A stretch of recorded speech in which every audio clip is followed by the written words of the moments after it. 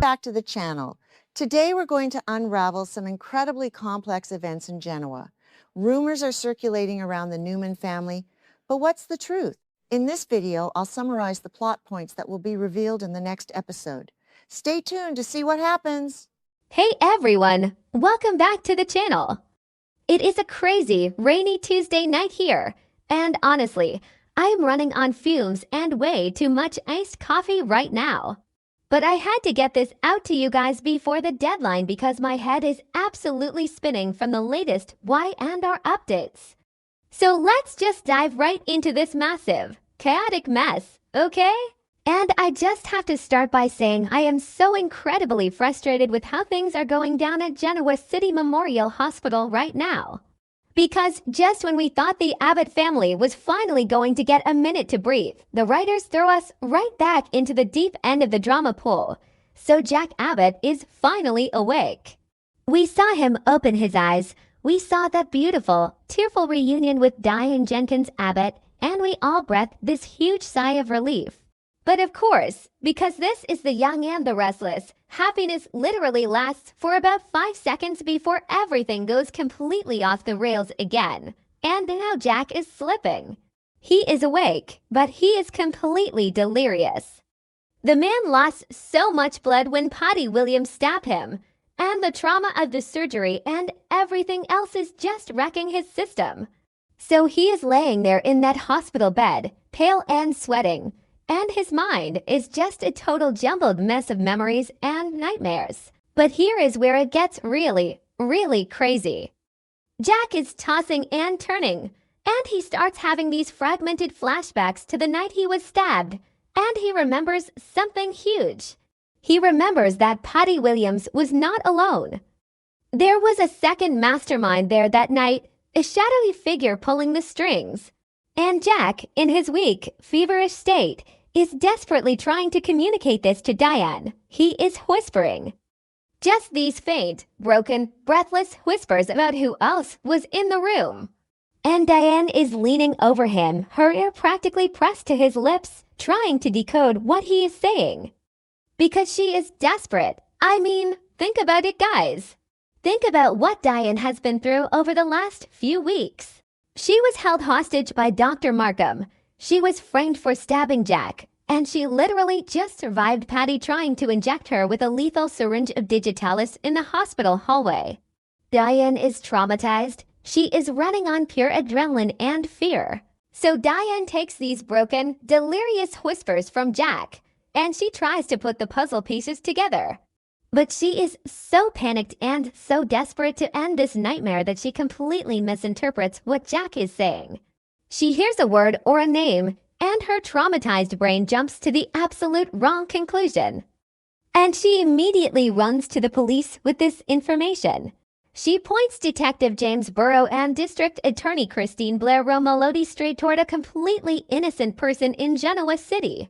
I don't even know who this innocent person is yet. Maybe it's someone random. Maybe it's someone we know. But Diane is absolutely convinced she has cracked the case. She thinks she is protecting Jack and stopping the second mastermind, but she is so wrong. And honestly, what was Diane thinking? I mean, I get that she is terrified, but she should know better than to take the delirious ramblings of a man who just came out of a coma as gospel truth. Maybe I'm being too harsh on her. Okay, yeah, that sounded a bit harsh, but you get what I mean, right? She should have waited. She should have let Jack regain his full strength and lucidity before launching a massive police investigation. But Diane is impulsive. She has always been impulsive. And this impulsive decision is about to blow up in her face in the most spectacular, disastrous way possible. Because now the Genoa City Police Department is involved. And we all know how competent they are. Total sarcasm there, obviously. So Detective Burrow and Christine immediately jump on Diane's lead. And why wouldn't they? Christine has always had a bias. She hates Phyllis, she has history with the Abbotts, and she has already proven that she is terrible at her job during this entire storyline. I mean, Christine and Burrow literally arrested Diane for Jack's stabbing without even checking Kyle's rock-solid alibi. They believe Dr. Markham's ridiculous lie that locking Diane in a house with barred windows was a legitimate psychiatric therapy. They are incompetent, just incredibly, frustratingly incompetent. And now they are launching a full-scale investigation into a completely innocent person based on the misunderstood whispers of a delirious man. And the fallout from this is going to be massive. The police drag this innocent person in for intense, aggressive questioning. They are treating this person like a criminal mastermind, and it is going to cause absolute outrage and panic among the residents of Genoa City. People are going to be furious that the GCPD is harassing an innocent citizen while the real threats are still out there playing games. But it gets worse. Though it gets so much worse. Because during this botched, misguided investigation, Burrow and Christine stumble upon some evidence, and I use the word evidence very loosely here. Because it's either completely fabricated, heavily manipulated, or just tragically misunderstood data. But whatever this evidence is, it doesn't point to the innocent person. It points right back to Diane. Yes, you heard me right. Diane's attempt to help the police and catch the second mastermind is going to backfire so badly that she is going to become the prime suspect all over again. The police are going to look at this fake evidence, and they are going to conclude that Diane intentionally sent them on a wild goose chase. They are going to accuse her of obstruction of justice. They might even accuse her of being an accomplice. They are going to think that Diane deliberately pointed the finger at an innocent person to cover up for the real mastermind, or maybe even to protect Patty or Markham in some twisted, convoluted plot. And let's be real here, Diane's history is not doing her any favors. The writers are totally going to use her past against her. Christine is going to sit there in her office and remind everyone that Diane Jenkins once faked her own death. She orchestrated her own murder in a park in 2011, used a morgue body, framed Nikki Newman, and let Jack and Kyle mourn her for over a decade. When you have a resume like that, the police are never going to give you the benefit of the doubt. So when Diane gives them a bad lead that results in fake evidence, Christine is going to pounce.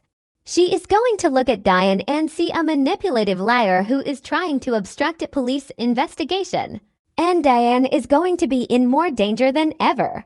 She just got the charges dropped for the stabbing, she just survived a lethal injection, and now she is staring down the barrel of an obstruction of justice charge, or worse, complicity in attempted murder. It is just a relentless cycle of misery for this woman. I honestly don't know how much more she can take before she completely breaks down. She was just trying to help Jack. She was just trying to be a good, protective wife. And now she might be going to prison for it. Unbelievable. Just unbelievable. And then there is Kyle. Poor, exhausted, traumatized Kyle. The kid just literally tackled a psychotic Patty Williams in a hospital hallway to stop her from injecting his mother with poison. He saved Diane's life. He has been running on fumes, fighting Victor Newman, plotting revenge with Billy, and trying to keep his family from falling apart. And now he has to deal with this. Kyle is going to be absolutely frantic. He is going to be running around Genoa City like a madman, trying to find real, solid evidence to clear his mother's name. Because he knows Diane didn't do this on purpose. He knows she just made a mistake because she was scared and Jack was delirious. But Kyle is going to have an uphill battle because the GCPD is stubborn. Once Christine gets a narrative in her head, she refuses to let it go. Kyle is going to have to team up with whoever he can, maybe Tracy, maybe Billy, to untangle this massive web of lies and fake evidence. And they are going to have to do it fast, before Christine decides to slap the cuffs on Diane and throw her in a cell next to Patty. And can you imagine that? Diane and Patty in adjoining cells. That would be a literal nightmare. And we also have to ask ourselves, who is the real second mastermind that Jack saw? Who was in that room with Patty? Was it Dr. Markham? We know Markham was involved in the kidnapping, but was he there for the stabbing? Or is it someone else? Is it one of Victor Newman's goons? We know Victor funded Patty's entire return to Genoa City. He paid for her clothes, her hotel, everything. He set her loose on the Abbotts, so maybe Jack saw someone connected to Victor. Maybe he saw Matt Clark, since Matt is running around doing Victor's dirty work and has a weird connection with Patty now. If it's Matt, or someone tied to Victor, then Diane's mistake is even more tragic, because it means Victor is getting away with it again while Diane takes the fall. This whole storyline is just a giant pressure cooker. The writers are really pushing the Abbott family to their absolute breaking point. Every time they take one step forward, they take 10 steps back. Jack is fighting for his sanity, Diane is fighting for her freedom, and Kyle is fighting to keep them all alive. And the fans on social media are losing their minds over this. I was scrolling through Twitter earlier, and people are so mad at Diane for not just keeping her mouth shut, but they are also furious at the police for being so incredibly dumb. It's like a train wreck, but you just can't look away. I just hope Jack snaps out of this delirium soon. He needs to wake up, get a clear head, and set the record straight. He is the only one who knows what he actually saw that night. Until Jack can speak clearly and give a proper statement, Diane is going to be twisting in the wind, at the mercy of Christine Blair's vendettas and Detective Burroughs' bad police work. And Victor Newman is probably sitting in his office at Newman Enterprises, swirling a glass of scotch and laughing at the absolute chaos he has unleashed on his enemies. Because that's what Victor does. He watches the world burn and enjoys the warmth.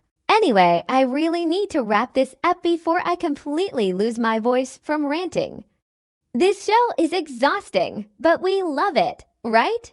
We complain, we vent, we question the writers' life choices, but we always tune in tomorrow to see what happens next. Let me know what you guys think in the comments.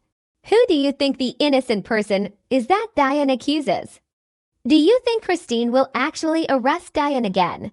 And who is the real second mastermind? Drop your theories below, hit that subscribe button, and I will see you guys in the next video. Stay safe out there, and don't trust the GCPD.